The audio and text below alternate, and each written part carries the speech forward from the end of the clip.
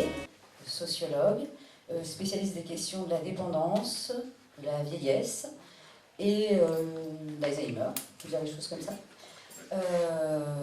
Et donc il va nous présenter une réflexion autour de la question habiter, en lien donc avec la vieillesse, et jouant sur le lien entre l'hébergement et l'habitat.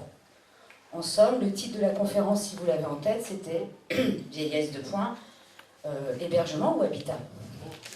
Voilà, c'est cette question. Donc, pour approfondir cette réflexion, donc évidemment, comme d'habitude, nous aurons donc un temps de débat. Et puis, si vous voulez davantage encore travailler, vous pourrez donc consulter et lire les ouvrages de Michel Billet qui vous seront présentés tout à l'heure. Donc, non seulement on boira comme d'habitude, mais en plus, on pourra donc regarder de plus près les deux livres, notamment ceux qu'on a choisi de vous présenter, parce que c'est les plus récents, ceux qui sont sortis en 2014, La Société malade d'Alzheimer, vous avez vu comme je suis émue, et Dépendance quand tu nous tiens. Par ailleurs, je tiens aussi à vous dire que dans l'excellente revue Sens Dessous, que peut-être vous ne connaissez pas encore, et à laquelle Michel Billet nous fait le plaisir de collaborer assez régulièrement, vous y trouverez donc dans le dernier numéro qui porte le nom Habiter, un excellent article de Michel Billet. Voilà. Merci beaucoup. Merci, bonsoir à toutes et tous. Pour l'instant, je m'assois, mais il est bien possible que je me relève. Ça irait comme ça hein? Bien. Alors, très content, vraiment très content de répondre à votre invitation, de venir vous rencontrer, essayer d'échanger, discuter sur un sujet délicat, difficile. J'entendais tout à l'heure, de manière indiscrète de ma part, quelques échanges. On comprend bien que le sujet puisse rebuter. Ça ne fait jamais très envie de venir parler de vieillesse. Et puis en plus, on sent bien avec cette histoire d'hébergement que ça ne va pas s'arranger nos affaires. Alors, pourtant, il nous faut absolument mettre en question tout cela. Mais c'est difficile, parce que je vais parler, évidemment, au cours de la soirée, et je vais parler des établissements d'hébergement pour personnes âgées dépendantes. Vous savez qu'en France, il n'y a plus de maisons de retraite. Mais il y a toujours des vieux dedans. Ah, et vous avez vu, j'ai dit des vieux. Alors, c'est embêtant parce que il convient de ne plus parler des vieux. Mais pourquoi n'aurait-on plus le droit de dire vieux? Qu'est-ce qui se passe? C'est mal d'être vieux? On va y revenir. Je vais parler des établissements d'hébergement, etc., que je vais m'autoriser à critiquer. Alors, évidemment, je sais bien qu'on me dit tout de suite ouais, mais c'est facile de les critiquer, mais on est bien content de les trouver. Oui, on est quelquefois content, triste, content, soulagé plutôt de les trouver, et quand en plus ils font bien leur travail, on est plutôt content d'être en relation avec ces établissements, etc. On comprend bien tout ça. Mais ce n'est pas parce qu'il arrive que l'on en ait besoin qu'on n'a pas le droit d'essayer d'avoir un œil critique sur ce qu'ils sont, ce qu'ils font, et puis d'essayer de réfléchir peut-être à ce qu'ils représentent, à ce qu'ils empêchent d'émerger comme forme de réponse, et pourquoi pas à inventer d'autres réponses possibles. Bref, délicate question. Alors, conscient que tout est délicat, conscient qu'en plus, derrière les établissements se cachent des situations dans lesquelles des personnes souffrent, des personnes âgées, ou des accompagnants, des membres de leur famille, des aidants, pour reprendre l'expression très à la mode là aussi, qui souffrent, j'entends bien tout cela. Est-ce que pour autant, on n'aurait pas le droit d'en parler? Alors, on va prendre le risque. Le risque, au fond, c'est quoi? Le risque, ce serait le risque de blesser tel ou tel d'entre nous. Écoutez, on en parlera, si jamais c'était le cas. Vous avez bien compris que ce n'était pas mon intention, donc on en parlera, et puis on arrivera bien à reparler, je pense. Bon, et puis le risque quoi? Le risque de déconsidérer le travail que font certains personnels à l'intérieur des établissements. certainement pas le déconsidérer, parce que les mêmes logiques maltraitent les vieux et ceux qui s'en occupent. Les mêmes logiques maltraitent les personnes accueillies et les personnels qui travaillent auprès d'eux. Donc, il ne s'agit certainement pas de les critiquer de manière facile. Voilà, vous avez compris l'intention, j'avance parce que le temps est limité. Alors, je voudrais d'abord essayer de replacer le propos dans le contexte. C'est un peu une manie chez les sociologues de toujours essayer de prendre une question et puis la replacer dans son contexte, mais une fois que c'est fait, on la replace encore dans un contexte plus large, et puis le tout est dans le tout, et réciproquement, et à la fin, on ne sait plus de quoi on parle. Il est bien possible que ça m'arrive, auquel cas, vous réagirez, je n'en doute pas. Replacer dans le contexte. Je voudrais dire au fond que c'est sans doute parce que circulent dans la société française contemporaine des représentations particulièrement négatives de la vieillesse que nous pouvons nous autoriser à la traiter comme nous la traitons à travers des réponses sociales et médico-sociales auxquelles nous avons recours, oui, et qui pourtant ne nous satisfont pas. Et c'est ce ne nous satisfont pas qu'il nous faudra interroger. Alors, des représentations particulièrement négatives de la vieillesse. Comme moi, vous écoutez la télévision, enfin vous regardez la télévision, vous écoutez la radio, vous êtes... Alors on est dans sa voiture, il est 19h. Si on était un peu plus réveillé, on prendrait France Culture, mais il est un peu tard, la journée a été longue, France Inter, c'est déjà pas mal. Mais alors on écoute, et puis on a, après le journal, on a le téléphone sonne. Au téléphone sonne ce soir, le problème du vieillissement de la population. Très bien, c'est fait. Le vieillissement de la population est un problème. Qui viendra dire que le vieillissement de la population, c'est une chance? Qui viendra dire que le vieillissement de la population, c'est au fond ce qui peut nous arriver de mieux? Parce que, j'emprunte cette petite formule à Michel Philibert, qui a été philosophe et sociologue, qui a été un des fondateur de la gérontologie en France, qui est décédé il y a une dizaine d'années maintenant, qui était à Grenoble, notamment, il disait, avec une très belle formule, « Demain, je serai un peu plus vieux ou je serai mort. » Voilà, la seule alternative dont je dispose pour n'être pas mort demain, c'est de vieillir. Et vous voyez que dès cet instant, je peux regarder ma vieillesse de deux manières parfaitement contradictoires et complémentaires, autrement dit paradoxales.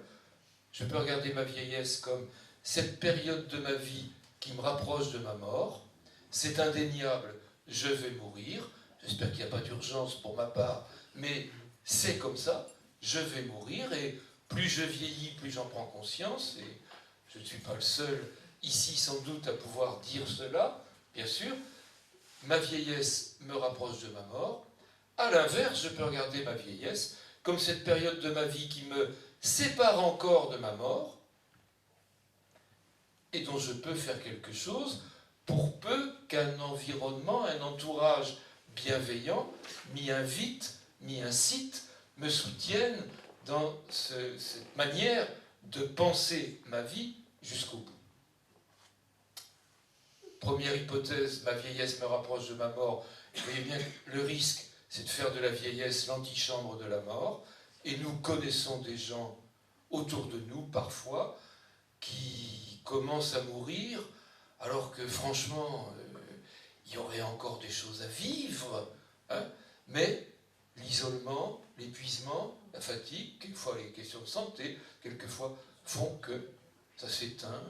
Commencer à mourir tout de suite, ou plus encore, décider de mourir maintenant, pour ne pas avoir à mourir plus tard, en imaginant que maîtriser sa mort, ce serait finalement maîtriser sa vie. On peut discuter là-dessus, c'est évidemment des prises de position éminemment respectables, difficiles en plus, mais on sent qu'il y a là quelque chose un enjeu de société très fort. Un problème, la vieillesse comme un problème, mais pas sûr, parce que si ma vieillesse me sépare de ma mort, alors voilà que m'est donnée une chance de vieillir, qu'il me faut cultiver, mais que je ne cultiverai vraiment que si un entourage bienveillant, alors à ce point du raisonnement, me revient presque à chaque fois, ces quelques mots extraordinaires sous la plume d'Aragon, que je ne peux pas perdre de vue. Aragon se voit vieillir, et tantôt il se réjouit de cette aventure en disant « Maintenant que la jeunesse a fui, voleur généreux, me laissant mon droit d'aînesse et l'argent de mes cheveux, il fait beau à n'y pas croire, il fait beau comme jamais. » Formidable. Et puis tantôt il se voit vieillir et prend peur. Alors il écrit à ce moment-là « Rien n'est précaire comme vivre, rien comme être n'est passager, c'est comme fondre pour le givre ou pour le vent être léger, j'arrive où je suis étranger. » Il est perdu. Alors il se tourne vers Elsa et il lui dit « Donne-moi tes mains. Donne-moi tes mains pour l'inquiétude. Donne-moi tes mains dont j'ai tant rêvé dans ma solitude. Donne-moi tes mains, que je sois sauvé. » Tout est dit. C'est dans la relation à l'autre que peut jaillir encore du sens pour une vieillesse qui nous est donnée de vivre et qui à ce moment-là peut se construire de manière positive, peut être regardée longtemps encore comme une chance au-delà de toutes les difficultés que les uns et les autres nous avons rencontrées déjà, nous rencontrons parfois, nous rencontrerons sans doute, mais où a-t-on vu que la vie ne serait pas difficile, quel que soit l'âge de la personne concernée? D'accord? La maladie n'est pas l'apanage de la vieillesse, on meurt à tous les âges de la vie, et puis les difficultés affectives, sociales, psychologiques ne sont pas l'apanage de la vieillesse, mais on traverse les difficultés, on les rencontre, on les cultive, on lutte contre, à tous les âges de la vie. La vieillesse est un problème. N'empêche qu'on garde cette représentation de la vieillesse comme quelque chose de négatif, au point qu'il soit désormais admis, si je puis dire, que vieillir, c'est quand même une catastrophe. Ce problème devient une maladie. À la même émission, au téléphone sonne ce soir, pour répondre aux questions des auditeurs, je recevrai le professeur machin, le docteur untel, et encore, c'est fait. Le problème est construit en maladie, puisque les réponses que l'on peut apporter au problème sont des réponses médicales. En juillet dernier, se tenait à Paris un colloque auquel j'ai eu l'honneur de participer, etc., organisé autour d'un médecin américain que personnellement je ne connaissais pas, mais il paraît que je suis un culte. Le médecin américain venait nous expliquer que, contrairement à ce que disent quelques rêveurs occidentaux, français en particulier, la vieillesse, c'est une maladie comme le sida. Pourquoi comme le sida? Parce qu'on n'en meurt pas, mais ça fait la place à des maladies opportunes qui se développent et qui nous tuent. Alors voilà la comparaison. Et ce médecin américain, évidemment professeur des universités, s'est fait applaudir de manière absolument extraordinaire, parce que si la vieillesse est une maladie, alors on a raison, bien sûr, de développer de la recherche, parce qu'il y aura demain des réponses technologico-machin chose qui permettront bien sûr de... Je passe. Un problème, une maladie. Nous sommes en train sans doute de constituer la vieillesse avec un discours idéologique effrayant. Nous sommes en train de constituer la vieillesse en délit. Je vais faire vite. Le délit de vieillir, dont se rendent coupables les vieux qui n'ont pas l'élégance de quitter la scène avant de devenir vieux. Et par conséquent, avant de coûter. Bien sûr. Parce que c'est là, évidemment, que le discours devient idéologique. Bien sûr. Il y a quelques années, 3 ans, je me souviens, ça se passe du côté d'Angers, dans un EHPAD, je rencontre une dame, j'ai appris après qu'elle avait 93 ans, je discute un petit peu avec elle, et au cours de la discussion, des larmes dans les yeux, prenant conscience du coût de son séjour dans cet établissement, du coût qui était à charge pour la collectivité, etc. Elle a cette formule incroyable, elle me dit, que voulez-vous? C'est quand même pas de ma faute si je suis pas encore morte. Voilà. C'est pas de ma faute si je suis pas... Et vous voyez que la faute, elle prononce le mot, vous voyez la culpabilité de ne pas être encore, de ne pas être déjà morte, c'est-à-dire la culpabilité d'être encore en vie. Nous sommes dans une société qui, désormais, ne nous autorise à vieillir qu'à condition de rester jeune. Alors, je le dis de manière un peu formule comme cela, mais regardez comment, par exemple, du point de vue des produits de beauté, du point de vue... Regardez comment nous avons accepté en quelques années une évolution extraordinaire. Souvenez-vous, 1950, enfin, tout le monde n'arrive pas à s'en souvenir ici, mais 1950, on est plusieurs à pouvoir s'en souvenir, lorsqu'un homme jeune, amoureux, voulait faire plaisir à la belle qu'il voulait séduire, eh bien, il allait dans ce qu'on appelait une droguerie ou une pharmacie et il achetait 1 litre d'eau de Cologne Saint-Michel. D'accord? Alors imaginez aujourd'hui un jeune homme, il a l'intention de pécho une meuf et il va dans la même droguerie acheter 1 litre d'eau de Cologne. Il a toutes ses chances, mais quand même. D'accord?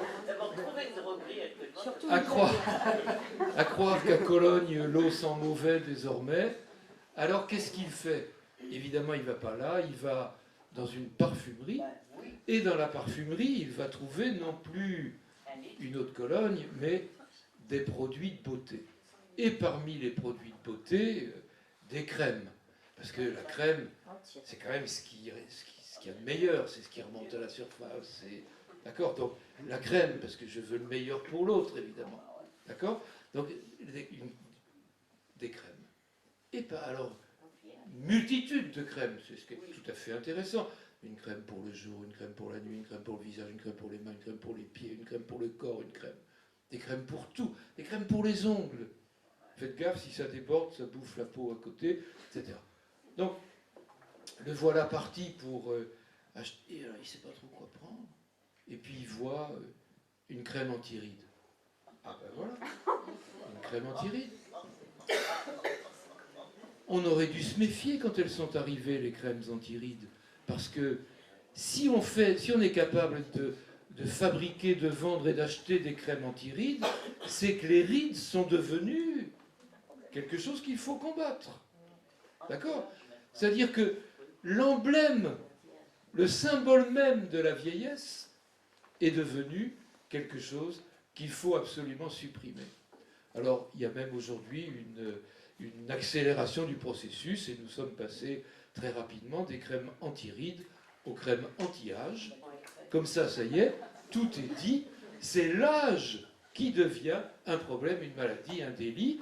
Il nous faut désormais combattre non seulement les rides, mais l'âge. Et voilà pourquoi il n'est pas exagéré de dire que nous avons le droit de vieillir à condition de rester jeune. Voilà. Et quand l'un de mes petits-enfants me disait il y a quelques années « Grand-père, ça se voit que t'es vieux, t'as plein de plis sur la figure », voilà, il avait bien compris que je ne faisais pas un usage suffisant des crèmes anti-rides, anti-âge, etc. Vous voyez, je le dis en essayant d'en sourire, mais derrière cela, il y a évidemment, vient s'embusquer un discours idéologique qui produit pour effet immédiat une disqualification de la vieillesse, mais c'est encore une manière langue de bois de parler comme cela, Parce que disqualifier la vieillesse, c'est disqualifier les vieux, évidemment. Parce que la vieillesse, ce n'est qu'une représentation, mais c'est les vieux qui sont disqualifiés, en l'occurrence. Cette représentation négative de la vieillesse autorise, je crois, des réponses sociales et médico-sociales auxquelles nous avons recours, très souvent, faute de pouvoir faire autrement, évidemment. Hein, d'accord? Quelquefois par choix, très souvent faute de pouvoir faire autrement, mais des réponses qui ne nous satisfont pas. Alors, ces réponses, elles sont presque toujours masquées par un discours agréable, séduisant, un peu séducteur, langue de bois là encore, qui fonctionne la plupart du temps très bien. Alors je vais essayer de pointer rapidement dans notre langage, dans nos manières de parler, à vous et à moi. Il est clair que j'essaie de me mettre en question moi aussi à travers les propos que je tiens. Mais allons-y. Vous connaissez une dame, un monsieur, ils ont 80 ans, 85 ans, ils commencent à avoir des problèmes, etc. Et on fait venir un service de maintien à domicile. Vous avez vu comment on parle? Maintien. Mais celui qui va venir me maintenir, mais je lui casse la gueule. Vous voyez, c'est insupportable. Comment se fait-il qu'on ait laissé ce genre d'expression prendre un tel essor? Un service de maintien à domicile, là où, évidemment, chacun souhaite être soutenu à domicile. Mais vous ne venez pas chez moi de la même manière si vous venez me maintenir et si vous venez me soutenir. Vous ne me dites pas bonjour de la même manière, vous ne me parlez pas de la même manière, vous ne m'aidez pas de la même manière. D'accord? Mais ça n'a pas d'importance, puisque au bout du maintien à domicile, de toute manière, on procédera à un placement en établissement. Placement. Mais c'est un objet qu'on place et qu'on déplace, mais une personne. Mais qu'est-ce qui se passe pour qu'on parle comme ça depuis tant de temps? Qu'est-ce qui se passe? Qu'est-ce qui se passe pour que, et c'est là où je me permets d'interroger les professionnels, j'imagine il doit bien y avoir ici ou là quelques professionnels d'un service de maintien à domicile ou qui travaillent dans un EHPAD, mais je me permets de nous interroger quand même, tous, nous citoyens, nous professionnels, sur ce genre de choses. Comment se fait-il que nous nous contentions de cela, que nous nous en satisfaisions, alors que chacun de nous, si nous nous imaginons dans la situation, nous ne pouvons pas avoir envie d'être maintenus, d'être placés. Mais évidemment, le moment venu, nous voulons bien être soutenus ou accueillis. Mais ce n'est pas la même chose, évidemment, d'accueillir quelqu'un ou... Bon, pas la peine de développer beaucoup plus. Qu'est-ce qui se cache derrière ça? Il se cache une conception effrayante de l'action. Partout, on vous parle de prise en charge. La prise en charge des personnes âgées. Mais enfin, si je suis une charge, foutez-moi la paix. C'est pas la peine. Si c'est vrai que je suis une charge, qu'est-ce qu'il y a derrière ça? Il y a la charge financière. Il y a la question de savoir qui va payer et des millions de Français qui sont là à se dire mais comme je veux payer le moins d'impôts possible, évidemment, discours encouragé par l'irresponsabilité de ceux qui se présentent aux élections en disant votez pour moi et vous paierez moins d'impôts. Et nous sommes presque toujours prêts à le croire, en plus. Et le discours irresponsable de ceux qui tentent de nous faire croire que, évidemment, l'argent public est gaspillé à l'hôpital, gaspillé à l'école, gaspillé dans les services publics, gaspillé... Ben voyons.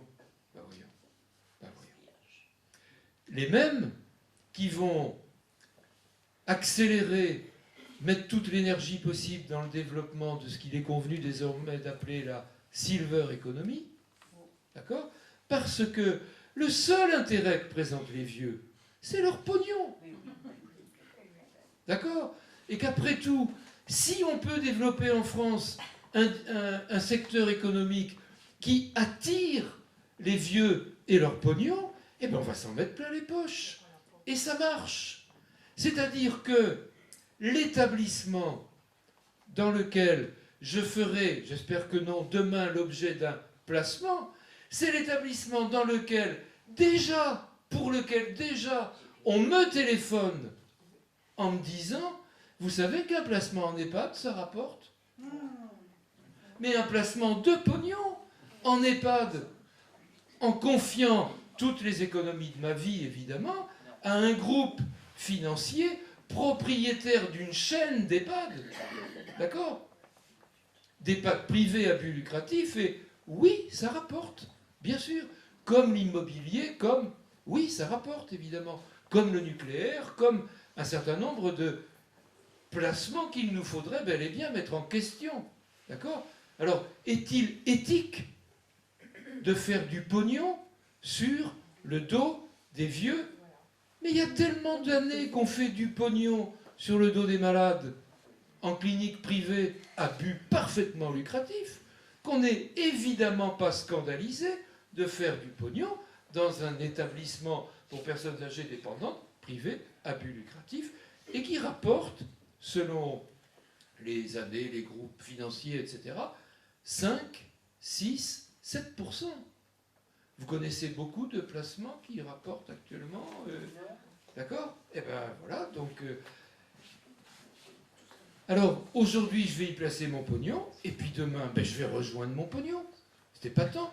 Je suis parfaitement sécurisé, évidemment, puisque c'est mon pognon qui est investi dans le bazar, vous comprenez? Les mêmes groupes financiers sont en train de développer ce genre d'entreprise en France, en Europe, et puis en Grèce. Parce que en Grèce, la main-d'œuvre, elle coûte rien. Ils sont ruinés. D'accord? Donc, alors, quand on dit aux responsables des groupes financiers en question, oui, mais moi, comment voulez-vous que j'aille oui, pardon, en Grèce, en Tunisie, etc. En Grèce notamment, pour qu'on puisse exporter nos vieux. Ah ben, bien sûr. Mais bien sûr. De la même manière qu'on exporte les déchets nucléaires pour que...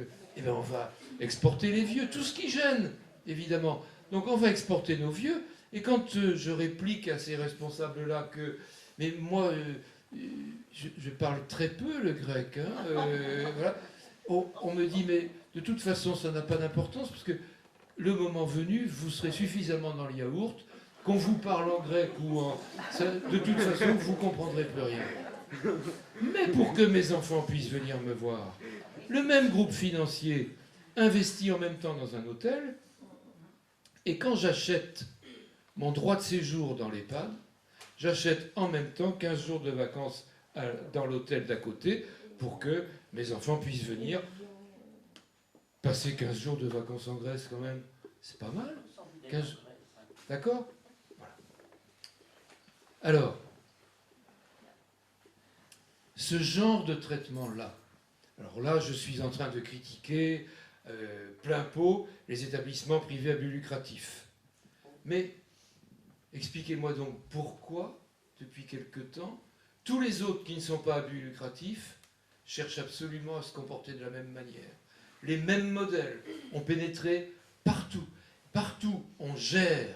Un directeur d'établissement me disait il y a quelque temps, je l'interrogeais sur ce qu'il est convenu d'appeler le projet d'établissement. Il me répond, ah mais rassurez-vous, monsieur Billet, moi vous savez, je gère en flux tendu le stock de médicaments et le turnover des résidents.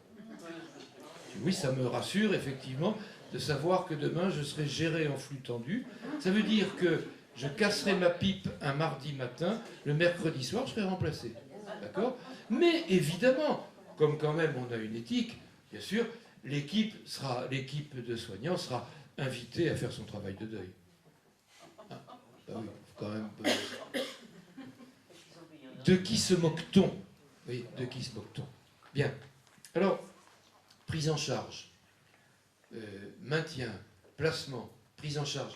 On pourrait continuer. Alors, prise en charge, mais écoutez, soigner, c'est quand même un très beau terme. On pourrait refaire l'étymologie du soin et du besoin. C'est le même mot à l'origine. Le besoin dans lequel nous sommes et le soin qui vient répondre aux besoins, ben c'est fabuleux cette affaire-là. D'accord ? Mais le soin, il est relation, il est engagement, avant d'être technique, avant d'être... Il est écoute, il est attention à l'autre. Voilà. Il n'est certainement pas pris en charge. D'accord ? Le soin, l'accompagnement. Le moment venu, c'est un accompagnement qu'il faut penser.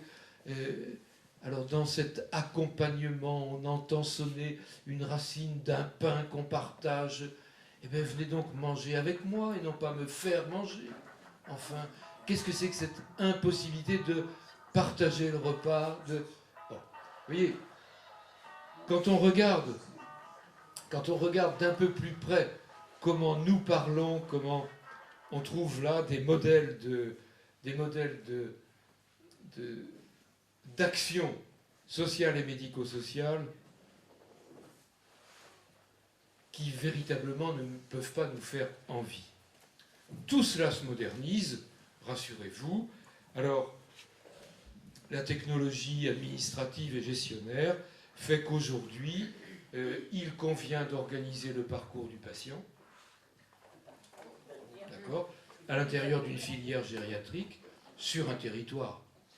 Parce que, imaginez, il y en a, ils font des parcours, mais c'est pas sur le territoire. Ça. Donc, sur un territoire de santé, un territoire de santé, qu'il ne faut pas confondre avec le territoire de soins. Vous n'avez pas compris ? Non. Bah, écoutez, je regrette, mais territoire de santé, territoire de soins, on va mailler le territoire de soins, d'accord ? Il faut faire un maillage du territoire pour pouvoir faire remonter les besoins de manière à répondre aux besoins conformément au projet de territoire, en s'appuyant sur les ressources du territoire qui seront mises en œuvre par les acteurs du territoire. Voilà. Bon, langue de bois, quand on parle de ça, on dit rien, mais le temps passe et on peut se faire croire qu'on a fait quelque chose. Alors, à l'intérieur de ça, dans ce contexte-là, vieillesse, hébergement ou habitat ? Malheureusement, je crois que vous avez compris. La réponse est presque évidente. D'abord, c'est compris dans la dénomination même de l'établissement. En 1970, on construisait partout en France, 65 même, des maisons de retraite. C'est-à-dire des maisons pour que des vieux un peu en difficulté aillent y passer leur retraite. Mais on prenait sa retraite à 65 ans et on mourait à 70. Donc, on allait bien pendant 2 ans, ça se dégradait un peu, on rentrait en maison de retraite et bien. Aujourd'hui, augmentation de l'espérance de vie différentielle homme-femme, etc. 85 ans pour les femmes, 78 ans pour les hommes. Attendez, on a gagné du temps. Voilà, donc il y a une tranche de vie qui s'est ouverte là, et une tranche de vie dans laquelle nos concitoyens, réjouissons-nous, vont plutôt bien. On ne dit presque jamais suffisamment que l'espérance de vie gagnée, c'est de l'espérance de vie en bonne santé physique et mentale. Mais on n'a pas du tout intérêt à le dire, parce que si on le dit, alors vous ne viendrez plus me voir, moi qui suis votre banquier ou votre assureur, et à qui est-ce que je vais aller vendre un contrat d'assurance dépendance si j'arrive à vous convaincre que de toute façon vous irez bien. Donc il convient évidemment pour alimenter le marché de venir nous convaincre que ça ne va pas du tout aller. D'accord ? Et puis alors, si en plus on peut tenir un discours alarmant sur les retraites, de toute façon, vous savez, vous n'en toucherez pas, hein. C'est fini. Le système de retraite, c'est fini. Les vieux ont profité de tout, vous comprenez. Terminé. D'accord ? Donc, fragilisons le système de retraite, continuons à le fragiliser, D'accord? Et puis du coup, comme cela, on aura eu raison de développer le système assurantiel pour couvrir les dépenses qui éventuellement accompagneront le vieillissement. Mais le stade de la maison de retraite, il est évidemment dépassé. Alors, les établissements existent, il faut les faire vivre, et il y a des personnes âgées qui rencontrent des difficultés. Donc, au sortir des années 80, c'était Paulette Guinchard-Kensler qui était secrétaire d'État aux personnes âgées. Au sortir des années 80, on a pris la décision d'essayer de démédicaliser l'approche que l'on pouvait avoir de la vieillesse. Belle intention, les résultats n'ont pas été à la hauteur des intentions, mais allez, il y avait au moins une belle intention, et du coup, on sort de la classification des vieux un peu binaire et qui datait de Louis XIII. Les vieux étaient classés en deux catégories, les valides, les invalides. Louis XIII, c'est l'hôtel des invalides. D'accord ? Là où les vieux soldats du roi, blessés, pouvaient venir terminer leur vie. L'hôtel des invalides. Alors on garde cette classification, valide, invalide, et c'est épatant parce que dans les maisons de retraite, ça permet de classer les vieux selon leur classification. Vous mettez au rez-de-chaussée les valides, parce que eux, ils peuvent sortir. Au deuxième étage, les invalides, parce que de toute façon, ils ne sortiront pas. Puis au milieu, au premier étage, ce qu'on appelle les semi-valides. Parce que eux, le cas échéant, si on les aide un peu, une fois par semaine, ils arriveront à descendre l'escalier. Voilà. On sort de ça. Et pour sortir de ça, on va tenter d'adopter une autre classification. Paulette Guinchard-Kensler, secrétaire d'État, voulait, à l'époque, je peux en témoigner parce que j'ai souvent travaillé avec elle sur ces questions-là, voulait à l'époque adopter la classification, pour les vieux comme pour les autres, la classification des handicaps. Classification internationale dite classification de Philip Wood. Vous démontez la notion de handicap et vous vous rendez compte que ce terme, il est composé de trois notions: la déficience, l'incapacité et le désavantage. La déficience, toujours mesurable. J'ai 2 bras, j'en perds 1. 2 moins 1 égale 1. Voilà. Il m'en reste 1. Et vous pouvez regarder soit le bras qui me manque, soit le bras qui me reste. Si vous regardez le bras qui me manque, vous me regardez comme un incapable. Mais si vous regardez le bras qui me reste, ah mais je suis encore capable de faire tant de choses. Par exemple, le bras qui me reste ne m'empêche pas de manger, même me sert à manger. Je peux toujours marcher, je peux toujours parler, je peux toujours... etc. etc. Bref. Déficience. La déficience entraîne une incapacité relative, partielle, toujours partielle, parfois réversible, etc. Et les deux additionnés impliquent un désavantage que l'on peut compenser, au moins partiellement, d'abord par des aides humaines, puis éventuellement par une aide financière, ou par une aide financière qui permet de recourir à une aide humaine. D'accord ? Bien. Déficience, incapacité, désavantage. Oui, mais si on adopte la même classification, alors il va falloir engager les mêmes dépenses, quel que soit l'âge. Alors, vous êtes handicapé jusqu'à 60 ans, et vous êtes vieux et dépendant à partir de 60 ans. Dépendant. La dépendance, vous ne le saviez pas, mais nous ne le savions pas à l'époque, plutôt, la dépendance, ça s'évalue avec une grille qui s'appelle AGIR, grille AGIR, c'est ce qui veut dire autonomie gérontologique, groupe ISO ressources. Forfaiture extraordinaire qui consiste à évaluer l'autonomie, à évaluer la dépendance en mesurant la perte d'autonomie. Et qui oppose désormais dans nos têtes la dépendance et l'autonomie. C'est-à-dire que pour que moi qui deviens dépendant, je puisse bénéficier d'une aide, il va falloir que je renonce à l'exercice de mon autonomie. Pire encore, il arrive très fréquemment que, au motif de venir me seconder dans ma perte d'indépendance, vous veniez, vous, soignants, aide à domicile, etc., involontairement, évidemment que ce n'est pas un procès que je fais aux personnes, hein, mais au système, vous veniez me spolier de mon autonomie. Et voilà que, au motif de ma dépendance, je vais perdre mon autonomie, ce qui est parfaitement insupportable, mais que j'énonçais déjà tout à l'heure en disant maintien à domicile, et vous la voyez, la perte d'autonomie, qui décide? C'est fini, c'est pas moi. D'accord? Alors que soutien à domicile, c'est encore moi qui prends les décisions qui concernent ma vie. Dépendance. Forfaiture de la dépendance, si je puis dire. Mais pas étonnant que ces personnes âgées dépendantes, réifiées, puissent faire l'objet d'un placement dans un établissement destiné à les héberger. Établissement d'hébergement pour personnes âgées dépendantes. Au fond, dans notre pays, quand vous êtes, quel que soit votre âge, handicapé, vieux, immigré, exilé, femme battue, eh bien vous avez droit aux établissements d'hébergement.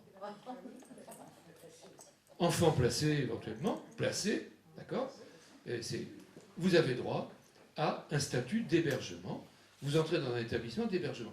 Mais évidemment que pour masquer tout cela, ce que j'appelle une forfaiture, d'accord, on ne manquera pas de vous dire, vous êtes le bienvenu, et puis maintenant que vous êtes installé dans votre chambre, etc., vous êtes ici chez vous. La preuve, vous avez le droit d'apporter... Est-ce qu'elle est conforme aux normes anti-feu? Parce que... Ah oui, non mais ils achètent des tables de nuit qui ne sont pas anti-feu. Après, ils sont surpris de ne pas pouvoir les emporter en EHPAD. Mais qu'est-ce que vous voulez? Non mais... J'exagère à peine. Parce qu'en fait, le résumé de l'histoire de la personne, presque toujours, il tient dans le tiroir de la table de nuit. C'est quelques photos, quelques bijoux, quand il s'agit d'une femme, une montre, quelques objets, mais tout le reste. D'accord? Alors, on comprend d'ailleurs que du coup, il est difficile d'entrer en établissement, au moins pour deux raisons.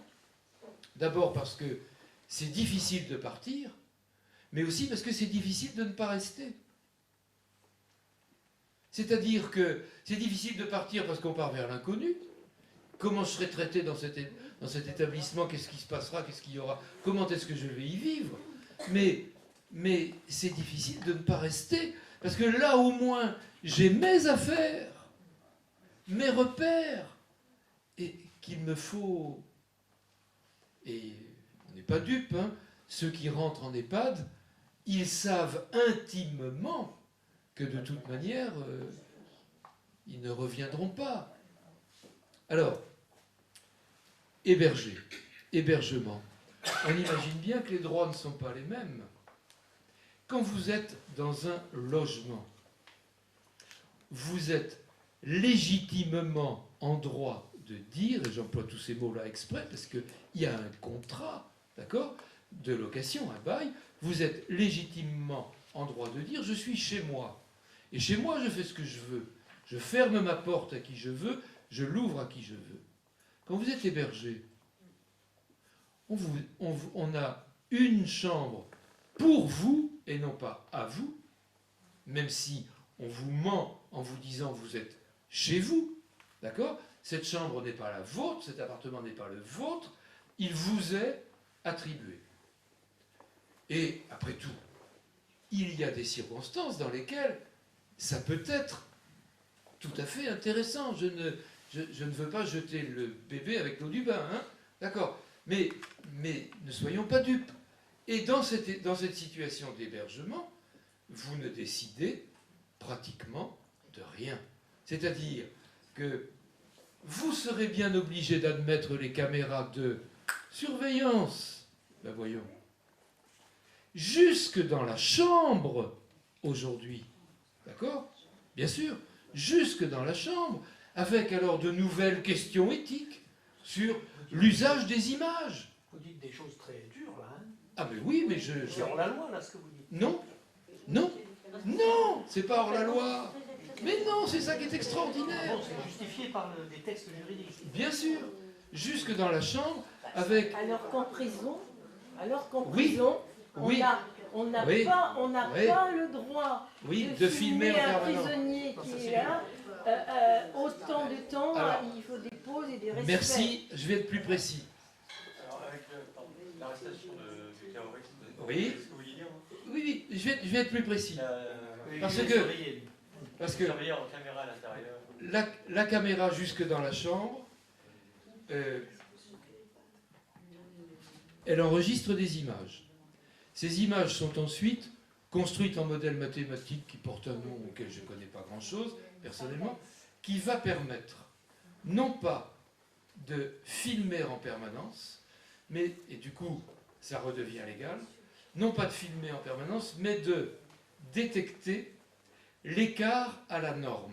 C'est-à-dire, j'arrive dans une chambre en EHPAD, et pendant les 8 premiers jours, je me comporte de telle manière, c'est-à-dire que je me réveille le matin vers 7 heures, je me lève pour aller aux toilettes, je me recouche, ou pas, mais je répète le même comportement. Ce même comportement répété donne lieu à la construction d'un modèle, numérisé, etc. Je cherche un mot qui m'échappe au moment où je veux le dire, il y a un mot technique. Paramétré. Oui, mais c'est même pas ce mot-là, c'est Un algorithme. un algorithme. Merci, voilà, il y en a un qui s'y connaît. C'est un robot qui va analyser. Un algorithme, voilà. Mais je sais pas bien. Oui, c'est un robot qui va. Et du coup, demain, au lieu de me lever à 7 heures, je me lève à 5, hop là, la caméra se déclenche et déclenche un système d'alerte, etc. D'accord? Oui. De la même manière qu'on a évidemment pris la précaution de m'équiper, et là, je n'exagère pas la langue, de m'équiper d'un système anti-fugue. Oui, tout à fait. Pour Alzheimer, oui. Eh ben voyons, mais comme je ne peux fuguer que si je suis prisonnier. Donc, non, les malades d'Alzheimer ne font pas des fugues, ils s'en vont. Et ils exercent une des dernières libertés qui leur restent, marcher. D'accord? Ah mais non, pensez-vous. Non, non, ils sont déments déambulants. D'accord? Avec des unités spécialisées, sécurisées pour déments déambulants. Alors du coup, dans le talon de leurs chaussures, ou avec un bracelet qu'ils ne peuvent pas enlever, il y a une puce RFID qui déclenche une sonnerie s'il passe le portique magnétique à la porte, et qui permet ensuite de faire une géolocalisation pour savoir. D'accord? Ceci est expérimenté sur le bétail depuis 5 ans déjà, d'accord? Et c'est en vente pour les personnes âgées, je vous assure, c'est en vente pour les personnes âgées. C'est expérimenté notamment pour les troupeaux de moutons dans les Pyrénées depuis 10 ans, pardon, pas 5 ans, depuis 10 ans. Et les bergers peuvent, comme cela, savoir exactement où se situe l'effectif de moutons qu'ils ont, etc. D'accord? Alors, on peut l'accepter ou le refuser pour le monde animal. Je ne voudrais même pas poser la question de savoir si on peut l'accepter pour les hommes. D'accord? Mais, évidemment, ça ne pose aucun problème, puisque c'est pour mon bien. Ben voyons, c'est pour ma sécurité, c'est pour m'empêcher de...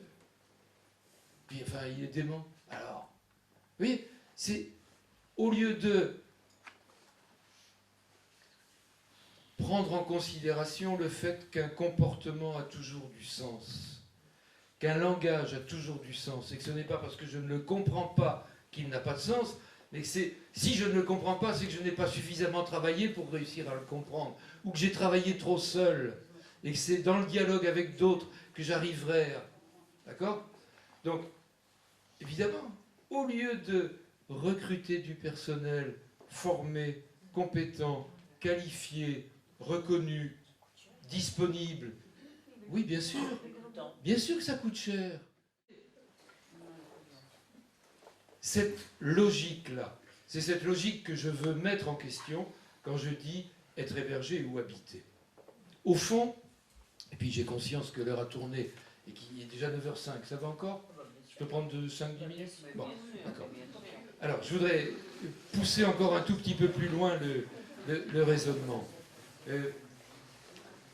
Au fond, la question qui vient s'embusquer entre ces deux termes, hébergement et habitat, c'est ce que j'appelle moi une problématique identitaire. Alors, ça peut paraître drôle de parler comme cela, problématique déjà, ça fait encore un peu jargon, puis alors identitaire, en plus dans le contexte où on est, alors on voit bien les replis identitaires, les machins. Non, non. Cette notion d'identité, c'est une petite merveille qu'il nous faut absolument mettre au travail et cultiver. Belle question. J'emprunte à Pierre Sanso, parti un peu trop tôt à mon goût lui aussi, j'emprunte à Pierre Sanso, vous avez lu peut-être de Pierre Sanso Les gens de peu, très bel ouvrage, ou bien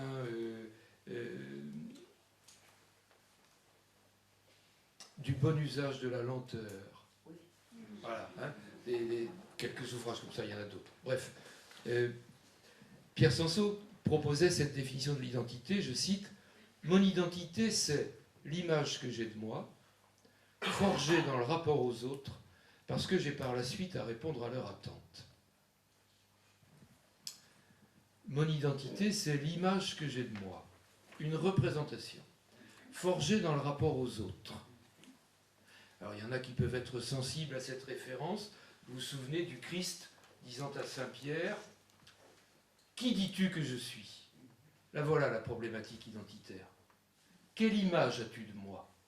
Quelle image vas-tu me renvoyer de moi pour que je puisse la faire mienne? Qui dis-tu que je suis? Ben, c'est clair, je dis que tu es un vieux dépendant. D'accord? C'est l'image que j'ai de moi, forgée dans le rapport aux autres, parce que j'ai par la suite à répondre à leur attente. En fonction de l'image que tu te fais de moi, qu'attends-tu de moi? La question identitaire, elle est là. Nous qui regardons nos concitoyens vieillir, qu'attendons-nous d'eux? Si nous n'attendons que leur pognon, alors on le prend tout de suite et on les pique. D'accord? Comme ça c'est clair. Maintenant, si nous en attendons aussi autre chose, parce que l'argent c'est important, d'accord, hein, mais si nous en attendons aussi autre chose, alors nous avons à répondre à cette question. Nous qui les regardons vieillir, qu'attendons-nous d'eux? Et puis déplaçons la question. Nous qui les regardons arriver, ces immigrés, ces exilés, nous, qu'attendons-nous d'eux? On aura beau jeu, évidemment, de les accuser de repli identitaire, si nous ne sommes pas capables d'attendre quelque chose d'eux. D'accord? Mais nous n'attendons qu'une chose, qu'ils disparaissent, qu'ils repartent, qu'ils... Voilà, leur mort réelle ou symbolique, leur départ. D'accord? Nous, toi qui me regardes vieillir, qu'attends-tu de moi? C'est cette question qui me permet de dire ce que moi j'attends de l'autre. D'accord? Dans un échange au sein duquel se construit une représentation de soi. Évidemment, les attentes ne sont pas les mêmes. Si vous me regardez d'une certaine manière et que vous m'hébergez, ou si vous me regardez d'une certaine manière et que je peux habiter. Autrement dit, je ne suis pas dans la même dynamique identitaire, on peut le dire comme ça, mais vous qui me regardez n'êtes pas, vous qui êtes en rapport avec moi, n'êtes pas dans la même dynamique identitaire dans l'un et dans l'autre cas. Alors, vous avez compris, je pense, les grandes lignes de la démonstration que je voulais essayer de faire. Tout ça pour en arriver à quoi? À mettre en valeur, à mettre en question d'abord ce modèle de l'EHPAD comme la seule et unique réponse aux problèmes liés quelquefois à l'avancée en âge. Ça ne sert à rien de nier les problèmes, les difficultés. Ça ne sert à rien de nier qu'on a besoin d'inventer des réponses. Il nous faut absolument faire évoluer ces réponses. L'EHPAD peut évoluer. Il y a ici et là quelques mises en œuvre, quelques expérimentations par des personnels remarquables qui ont trouvé comment ne pas remplacer un aide-soignant ou un auxiliaire de vie sociale par une caméra de surveillance. D'accord ? Et on équilibre le budget quand même, et ça ne coûte pas forcément plus cher, et bon. Mais c'est une autre approche, une autre démarche, une autre... Bien. On a bien conscience. Mais au-delà de ça, qui parmi nous a envie d'aller en EHPAD? Tout de suite, évidemment. Moi, j'ai un exemple qui est frappant par rapport à ça. C'est que j'ai 2 grands-mères qui sont allées dans le même EHPAD. Oui. J'ai une de mes grand-mères, elle était vraiment pas bien. Elle voulait pas aller chez ses enfants pour pas Oui. les embêter. Et elle a décidé d'aller en EHPAD et elle s'est remise. Alors qu'elle allait très très mal. Tant Et mieux. elle a dit, je suis une vraie princesse. On s'occupe de moi, j'embête personne. Bon. Les gens qui veulent venir me voir sont bien reçus.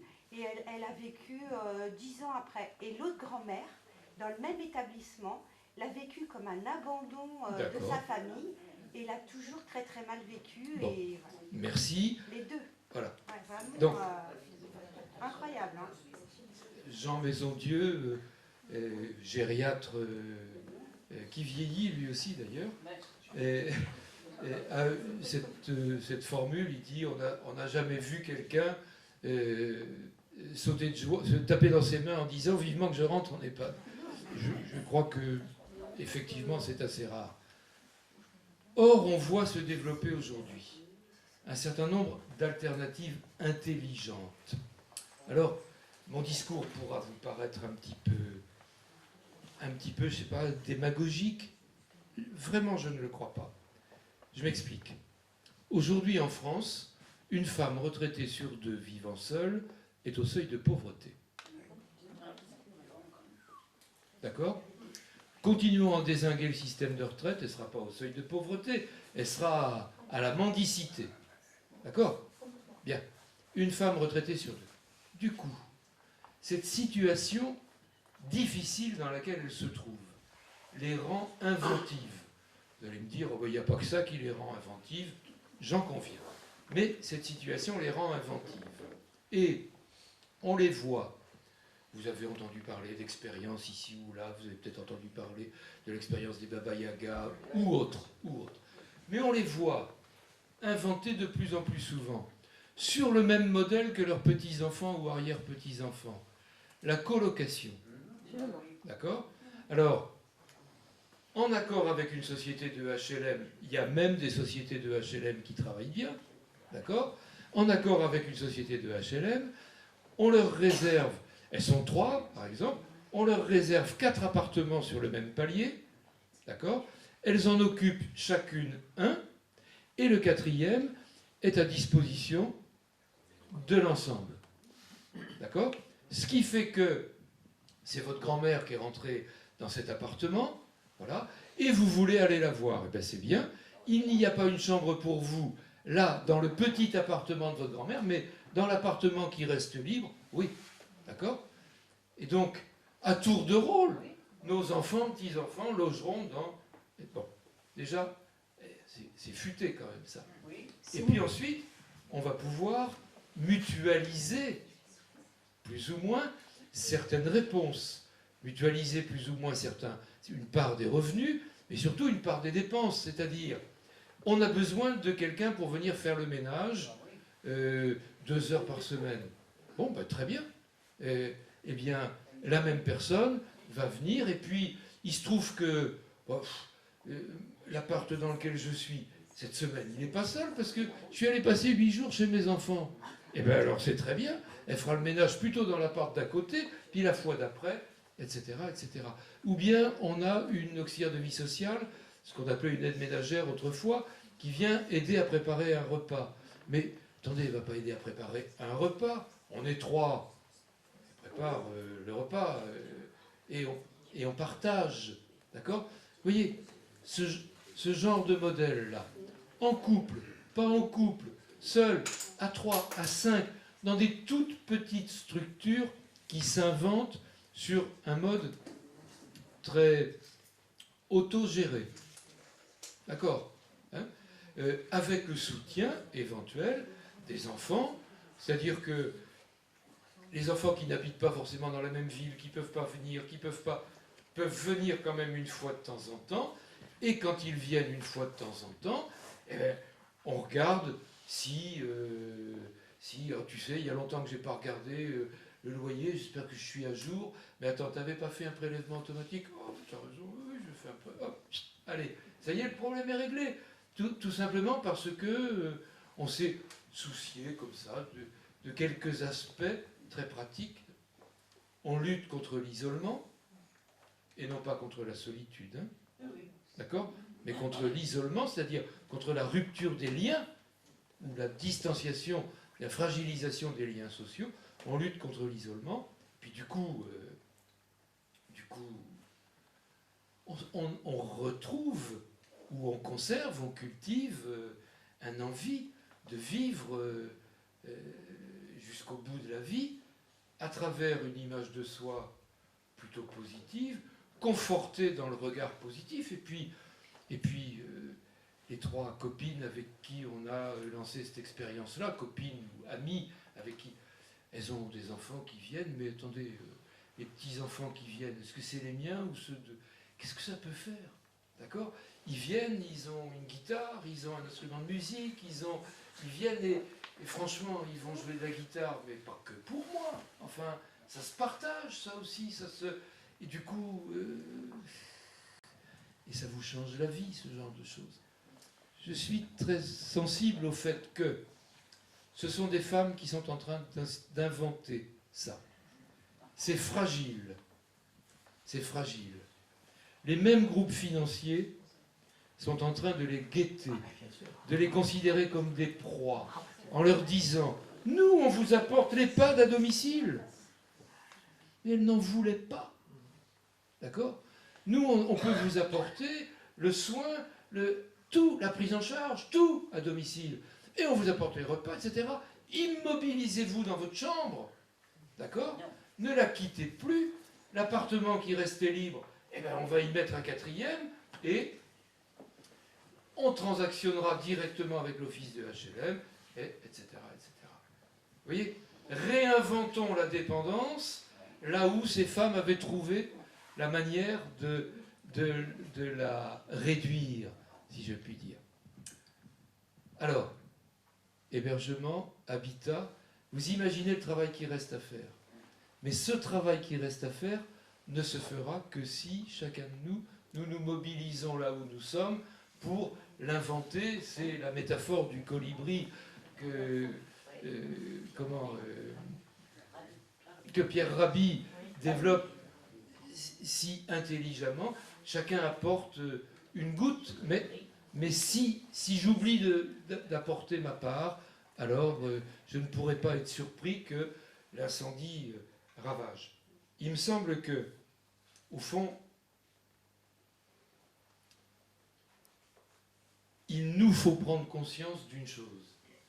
La vieillesse, c'est notre avenir, personnellement et ensemble. Si nous n'y apportons pas l'attention qu'elle mérite, c'est l'avenir que nous insultons. Au moment même où, en méprisant la vieillesse, on avait l'impression de mépriser le passé. Si on méprise la vieillesse, c'est l'avenir qu'on méprise, et à chaque fois qu'on fait ça, on se trompe. Je vous remercie de votre attention.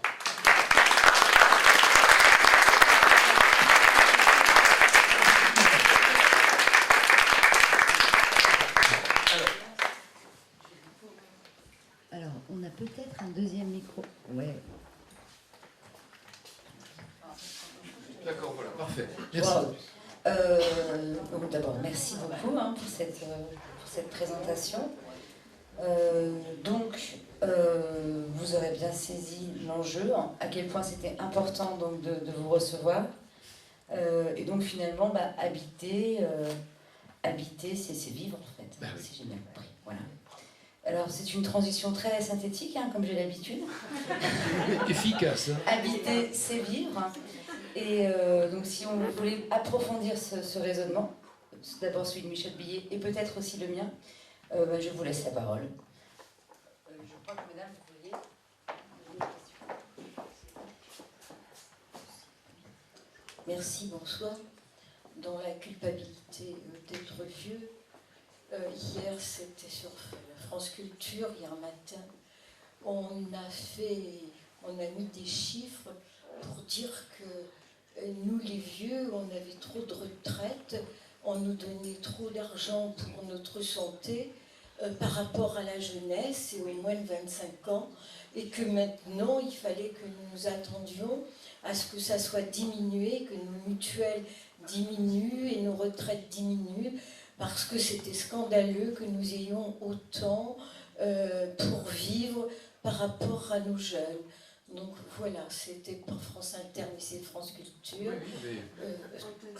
Voilà. J'entends bien ce genre de discours. Et une expérience que vous parliez, que j'ai vécue, qui est peu connue, puisque j'ai vécu 3 ans, et j'ai fait senior junior, donc avec un jeune dans ma maison, en échange, comme je suis porteur d'un handicap, eh bien, il payait une petite location et en échange, il y avait des choses aussi sur l'informatique qui réglaient, le chauffage, un peu de bricolage dans la maison.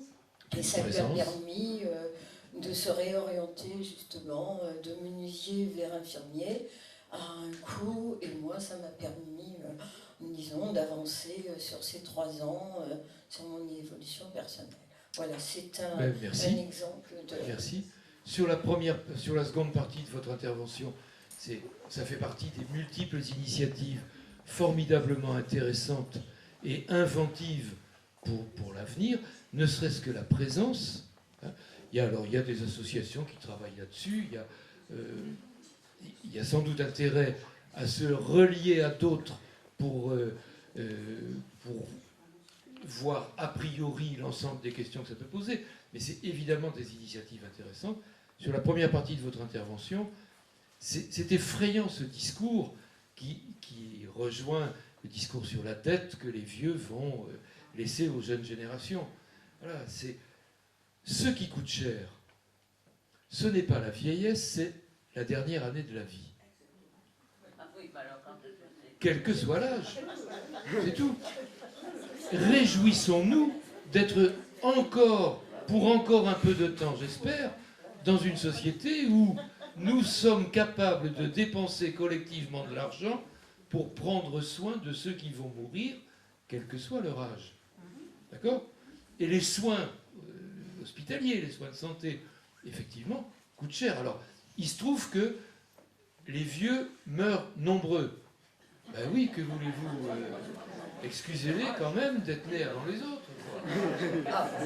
Je voulais juste faire une remarque par rapport à ce que vous avez dit dans le lien entre la jeunesse et la vieillesse. Quand je vous écoutais tout à l'heure, je me suis fait plusieurs fois la réflexion qu'on aurait pu employer jeunesse inversement. Oui. C'est-à-dire, lorsque vous dites par exemple, la jeunesse c'est l'avenir, évidemment, la vieillesse c'est l'avenir, alors c'est une manière de... Donc souvent on entend la jeunesse aussi l'est, et la jeunesse aussi est aussi maltraitée. Et en fait, je pense que la société en fait fait ce qu'elle fait aux vieux, elle le fait aux jeunes. Mais tout à fait. Et le piège, c'est de penser que... Complètement d'accord. Et à chaque fois qu'on construit l'opposition entre les générations, à chaque fois c'est une catastrophe qu'on construit. Et ceux qui paieront l'addition le plus cher, du coup, ce sera les jeunes. D'accord ? Bien sûr, bien sûr. Qui en plus seront vieux. Mais c'est au contraire dans l'alliance des générations que l'on peut... Allez, autre réaction. Vous pourriez nous dire des choses sur le béguinage ? Alors, pas beaucoup, moi, parce que je n'ai pas personnellement travaillé là-dessus. Le béguinage. Alors, c'est une forme d'habitat qu'on retrouve en particulier dans le nord de la France, d'accord, et en Belgique, qui depuis le 19e siècle permet à des voisins d'accéder à des services communs. Alors, imaginez que, par exemple, nous vivons les uns et les autres dans des maisons individuelles ou dans des appartements, etc. Chacun, nous avons évidemment notre machine à laver. D'accord? Et si possible, notre sèche-linge. Mais pourquoi? Parce que vous avez remarqué quand même que la machine à laver, quand elle arrive à tourner 2 fois, 3 fois par semaine, c'est pas mal. D'accord? Et une machine, ça dure 1h30 à peu près. Tout le reste du temps, elle ne sert à rien. Donc pourquoi elle ne servirait pas aux voisins?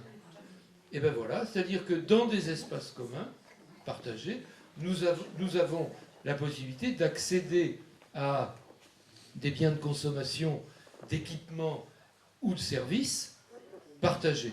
C'est ça l'idée. Voilà. Ce que nous, ici, nous savons très peu faire. Voilà.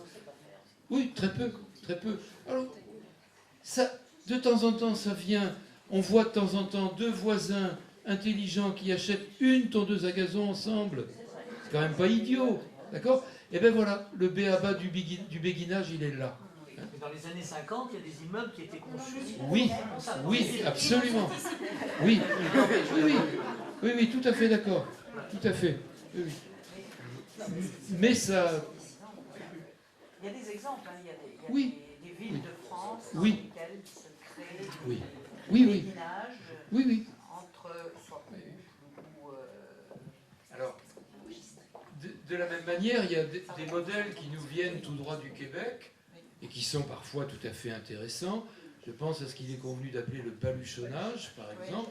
C'est-à-dire, pourquoi pas? C'est vrai, vous connaissez, nous connaissons Madame Untel qui, vieillissant beaucoup, a commencé à avoir peur la nuit, seule chez elle. Eh bien, après tout, elle décide d'entrer en établissement parce qu'elle n'en peut plus d'avoir peur la nuit. Ça a détruit son sommeil, du coup les journées se passent mal, du coup elle va pas bien, du coup. Elle mange plus, elle dort plus. Bon. Après tout, pourquoi quelqu'un ne viendrait pas dormir chez elle et repartir le lendemain? D'accord? Et puis la nuit d'après, il se trouve que cette dame qui a... Eh bien, elle est partie chez sa fille, eh bien, c'est pas grave. Oui, je peux aller poser mon baluchon ailleurs. Et du coup, le baluchonnage, oui, c'est intéressant. Voilà. Plein de choses à inventer comme ça. Plein de choses. On parle dans les EHPAD, par exemple, on parle d'accueil de jour. Très bien. Mais pourquoi on ne parle pas d'accueil de nuit? Il y a des gens qui...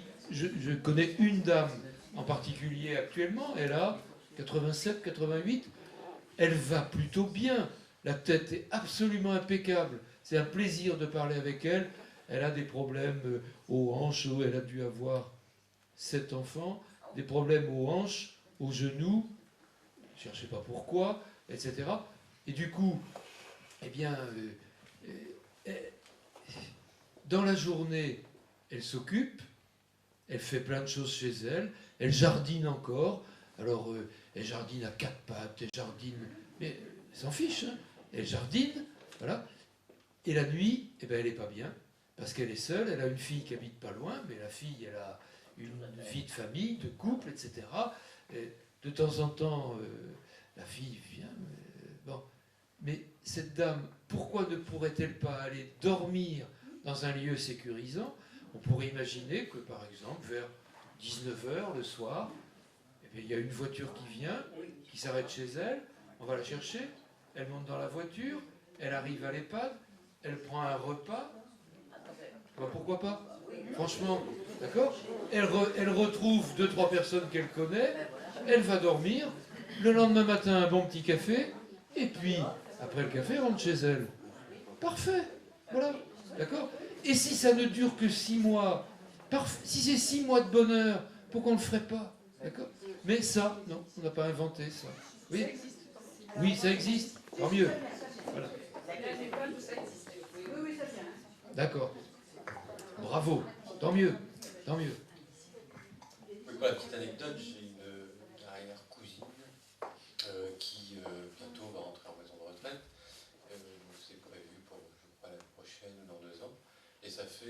4 ans que tous les dimanches ou en soirée, elle va à la maison de retraite, elle s'est fait des amis, voilà. C'est aussi une façon de dire Parfait. tranquillement, plutôt que de se retrouver imposé Bien sûr, à un moment donné.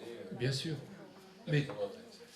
c'est intéressant parce que ça prouve qu'il y a ici et là quelques bonnes idées, quelques initiatives positives, donc ça prouve qu'on peut changer les pratiques.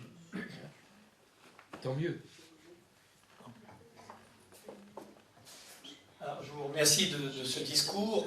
Moi, j'étais pas déprimé, mais c'était très dur ce que vous nous avez raconté.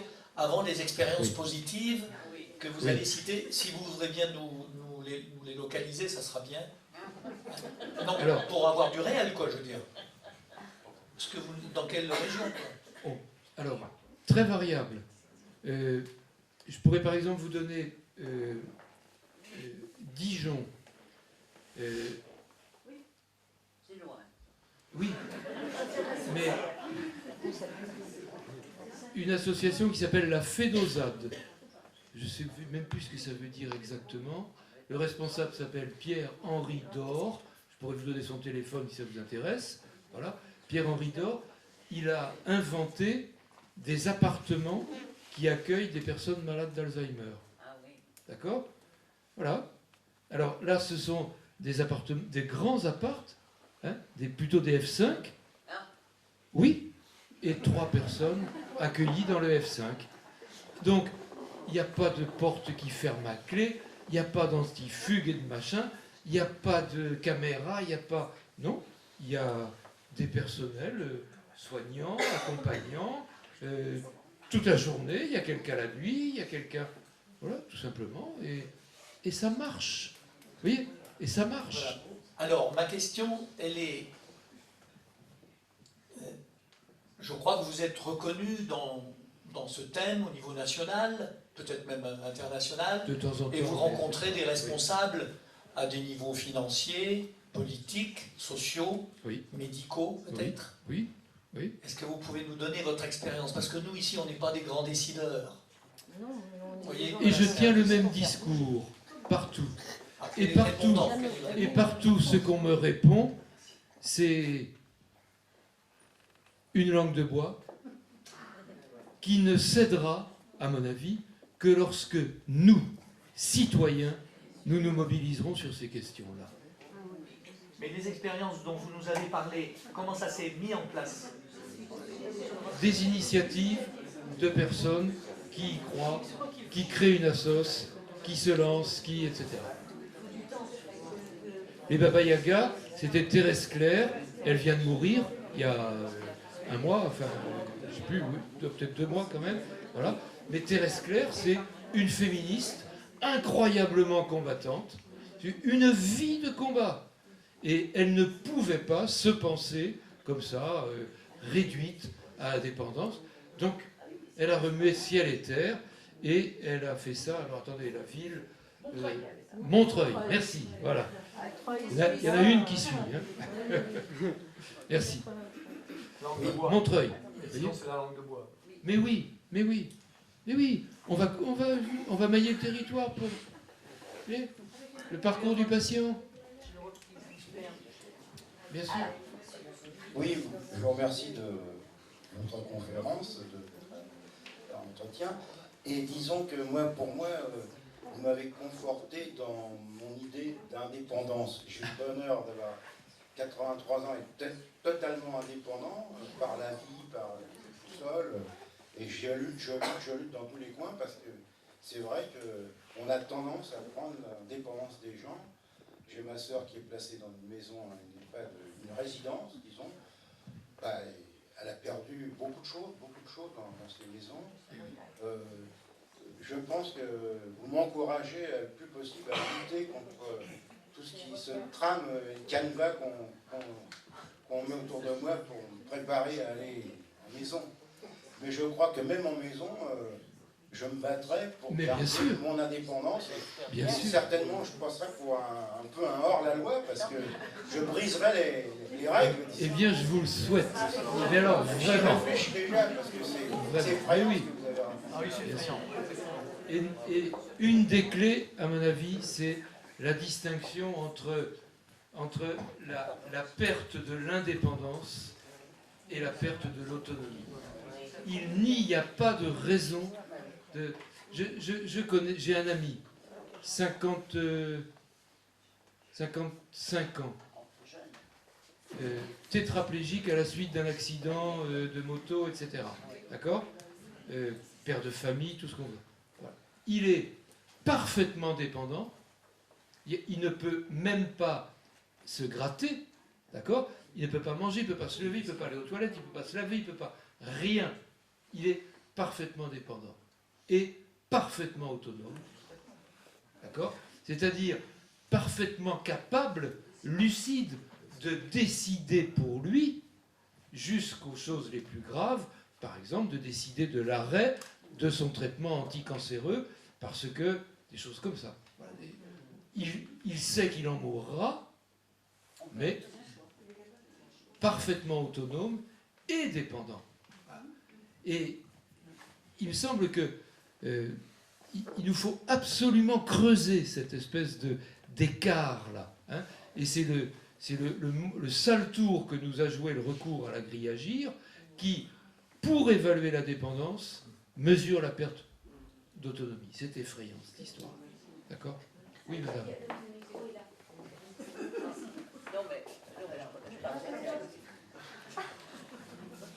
Et encore, si vous rajoutez une autre infamie dans les maisons, dans les EHPAD, vous avez la grille Pathos. Oui, bien sûr. Vous connaissez bien, oui, oui. Qui là donne le besoin médical juste après. Oui, de soins. Et qui va donc distribuer les équivalents temps plein en infirmière. Oui. Hein, et un tout petit peu de l'aide-soignante. Oui, oui. Et donc, le langage courant dans la maison, c'est de dire ce jour-là, on va faire une coupe Pathos. On fait une coupe Pathos. Sur l'ensemble de la maison, voilà. L'établissement, et où on souhaite. Et ça donne. Et plus le pathos est élevé, et plus le pognon rentre. Et plus le gire moyen pondéré se détériore, et plus le pognon rentre. Vous pouvez donner le sens de Pathos. Pathos, c'est une grille qui permet d'évaluer le besoin en soins. P-A-T-H-O-S, c'est en grec, c'est. C'est tout. C'est tout. Alors que agir, c'est ainsi. Voilà. C'est pour ça que les foyers logements, oui, pour avoir plus d'argent, comme celui de Saint-Jean-de-Mont, ils ont mis des gens, disons, un petit peu plus malades, pour avoir un peu plus de sous, et pour avoir des infirmières qu'il n'y avait pas il y a quelques années. Donc il y a une transformation aussi là, afin d'avoir plus de moyens. Et puis on peut faire venir Pathos très vite quelqu'un qui déambule une ou deux fois la nuit parce qu'elle dort mal, avec des médicaments importants, elle devient beaucoup plus dépendante. Et puis voilà, on tombe dans une grille plus importante avec juste... Et après avoir ouvert ces établissements, on a parlé pendant 15 ans de la médicalisation des foyers logements. En oubliant une chose, on ne fait jamais suffisamment attention au langage que l'on utilise. Les foyers logements, juridiquement, c'était des logements foyers. Ce qui primait, c'était le logement, l'habitat. D'accord ? Et quand on inverse les termes, c'est le foyer qui prend le pas sur le logement, c'est-à-dire la vie communautaire, la vie collective qui prend le pas sur l'autonomie de la personne, et c'est fichu à partir de ce moment-là.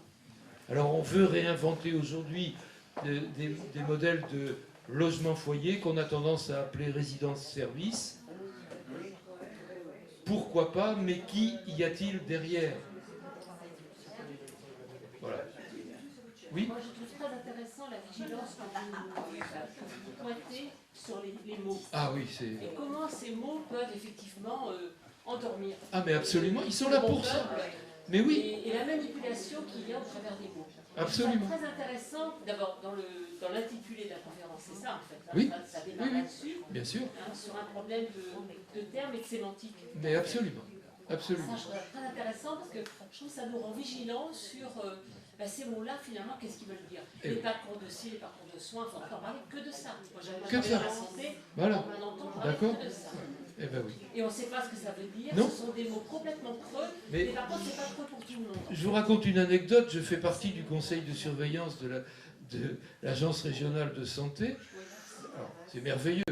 Conseil de surveillance de l'ARS. Vous imaginez ce que je surveille. D'accord. Et le directeur, etc., vient nous faire un exposé sur le maillage des territoires de santé. Je lui dis, mais monsieur le directeur, est-ce que vous pouvez m'expliquer ce qu'est un territoire de santé? Il me regarde, mais il me dit, monsieur Billet, mais d'abord, il ne faut pas confondre, je vous jure que c'est vrai, il ne faut pas confondre la carte et le territoire. La carte et le territoire, faisant référence au bouquin de Michel Houellebecq. D'accord? Voilà, terminé. C'est-à-dire que le penseur de la politique sociale et médico-sociale, c'est en train de devenir Houellebecq. Ils sont payés. D'accord? Il faut le faire quand même, quoi. Bref. Voilà. Allez-y. Un petit témoignage, j'ai eu l'occasion de travailler dans des maisons de retraite, mais en tant qu'indépendant pour faire des photos en fait. Et j'ai eu l'occasion de descendre dans une des maisons de retraite au sous-sol, au service donc Alzheimer, avec 2 SAS, code numérique, et je crois que c'est le lieu qui m'a fait le plus peur. Mais je comprends. Quand je suis arrivé, les gens, enfin, c'était impressionnant. Alors, je ne suis pas dans la santé, je manque peut-être de recul, mais c'était ultra violent. Et donc, j'ai travaillé pour une société qui fabrique que des meubles pour les maisons de retraite. Des meubles magnifiques. Et donc, au cours de mon entretien avec ce chef d'entreprise, je lui demande, mais ça fonctionne bien? Il me dit, oui, je suis très content. Et tout. J'ai dit, qu'est-ce qui vous a poussé à faire des meubles pour les maisons de retraite? Bah écoutez, quand ma mère est arrivée en maison de retraite, elle a tellement souffert, j'ai culpabilisé. Donc, du coup, je me suis mis à... Mais vous voyez, le sous-sol, là où ceux qui, parmi nous tous, mériteraient le plus de prise en considération, le plus d'attention, le plus de soins, le plus de lumière, le plus de beauté, le plus de musique, c'est ceux-là qu'on met au sous-sol. Enfin, c'est effrayant, quoi. Hein, c'est effrayant, effrayant.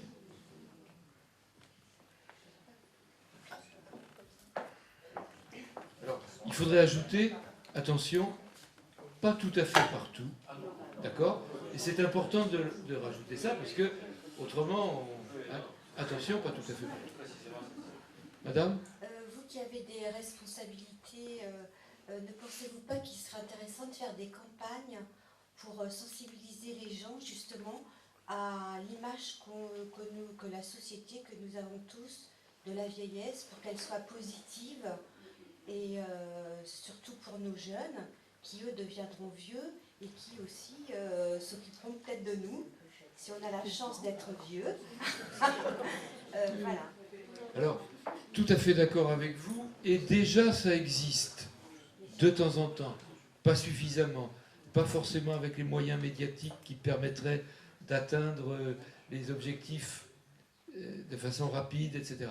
Mais par exemple, vos caisses de retraite, par exemple, vous invitent, trop tard en général, hein, c'est une fois qu'on y est, vous invitent à des journées de réflexion, formation sur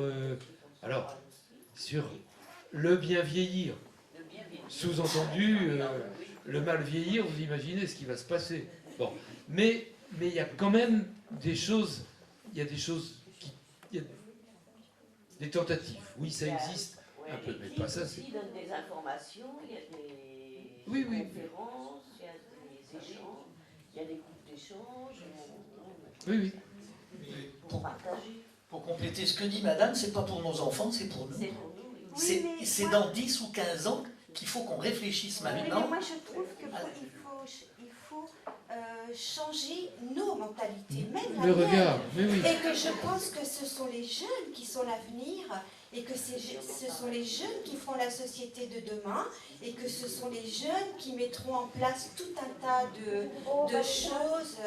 Et oui, c'est le trésor d'un pays, la jeunesse. Moi, je compte sur eux. Hein. Moi aussi. Ah, mais bien sûr. Oui, mais vous voyez, quand on parle de jeunes et de vieux, quand on va dans une maison de quartier, moi je suis toujours en train de me bagarrer. Il y a les familles, le mardi c'est les familles avec les mamans, les enfants, et nous les vieux, quand on passe, ah ben non, ils projettent leurs vacances et tout, c'est tout juste si on ne peut pas prendre leur café avec eux. Voilà, alors moi j'ai, avant d'être handicapée, j'allais danser, j'appartiens au 93, donc j'adore danser le hip-hop et tout, et j'ai travaillé qu'avec les jeunes.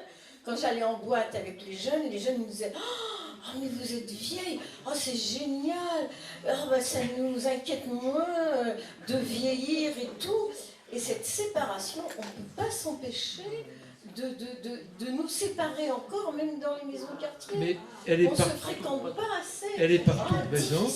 Mais se battre on pourrait même...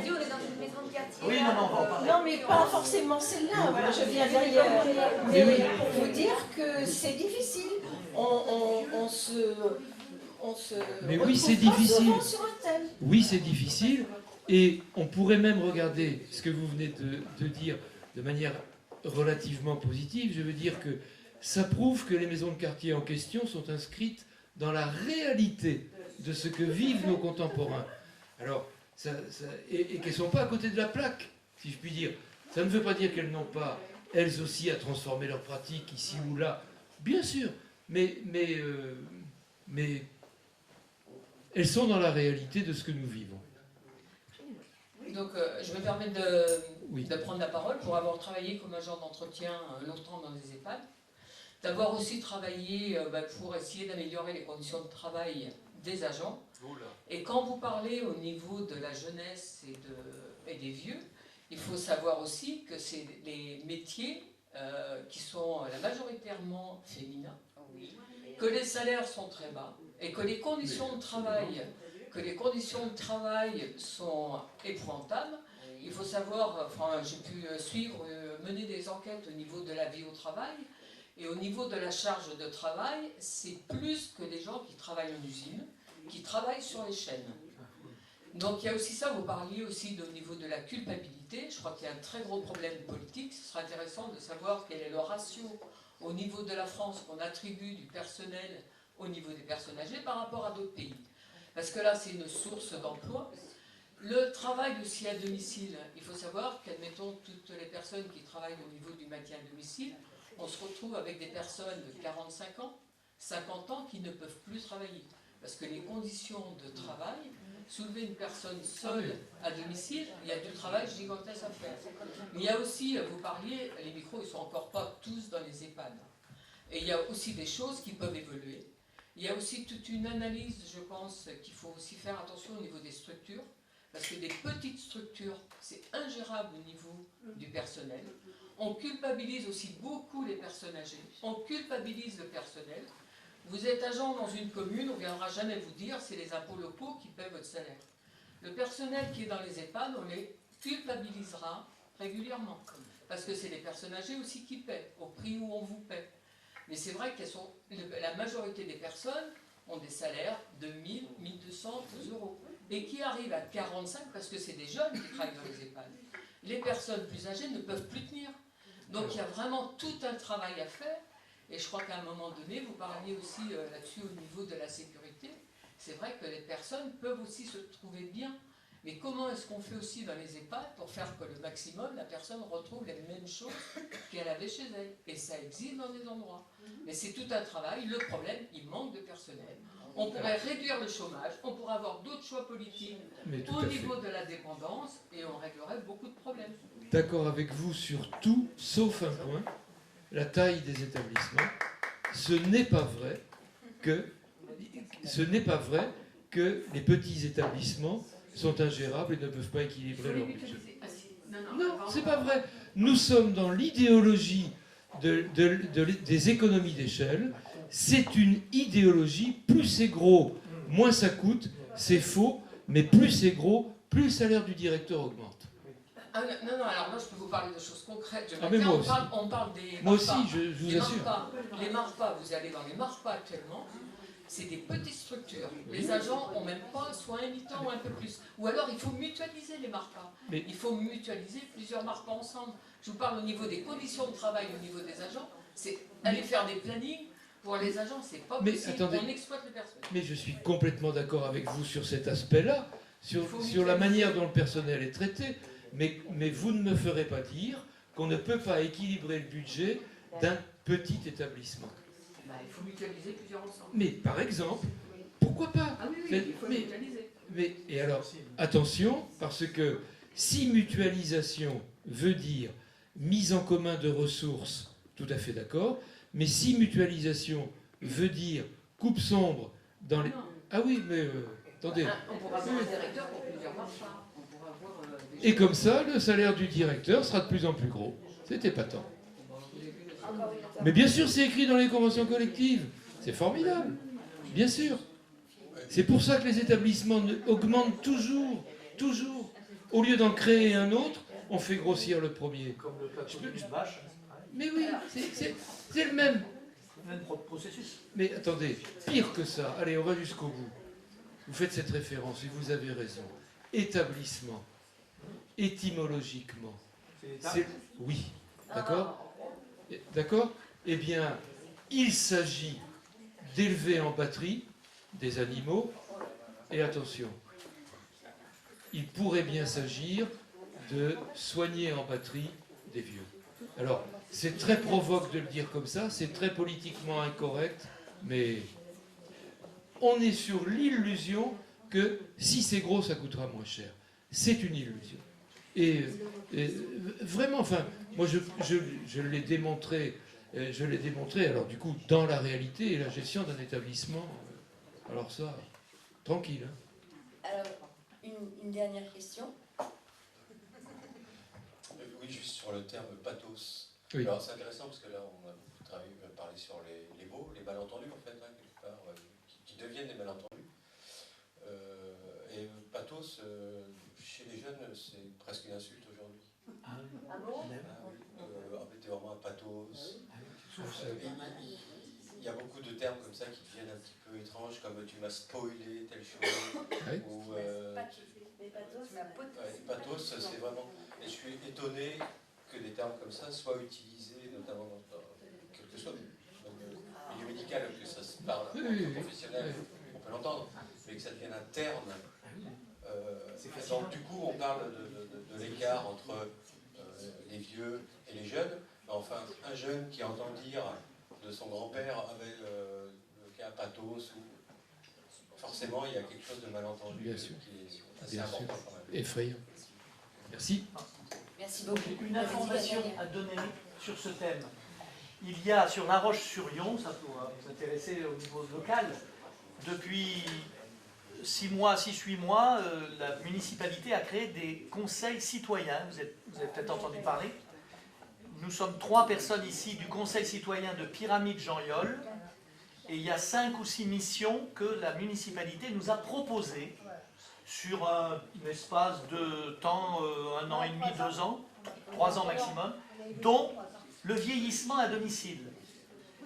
Donc on va s'atteler à une tâche immense si on veut partir du terrain, être au courant de la gestion, des lois, etc. etc. Et parce que je vois que c'est un combat, comme vous dites.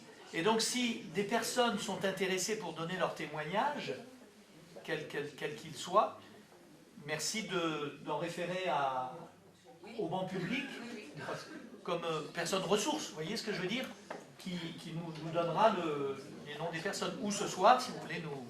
Voilà. Alors, simplement, donc, nous vous invitons à poursuivre les conversations de l'autre côté. Je vous rappelle... Alors, attendez, ne vous levez pas tout de suite parce que vous avez le mot de la présidente. Mais alors, je vous rappelle les 2 ouvrages que vous pouvez aller consulter de l'autre côté et bien sûr acheter, merci Vincent. Les 2 ouvrages de Monsieur Billet. et ainsi que la revue Sens Dessous que vous connaissez déjà. Et quoi d'autre? Merci beaucoup Michel Billet.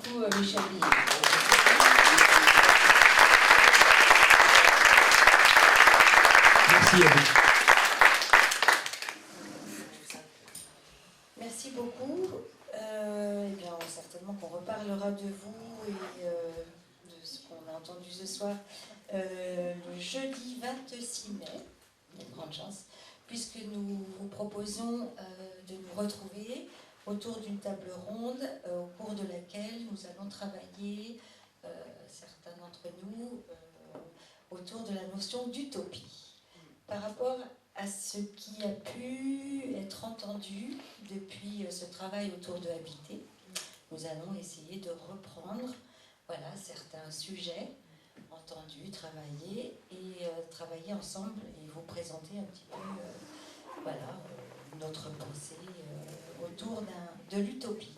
Alors on vous donne rendez-vous pour ça le jeudi 26 mai, ici même. Voilà pour le prochain rendez-vous.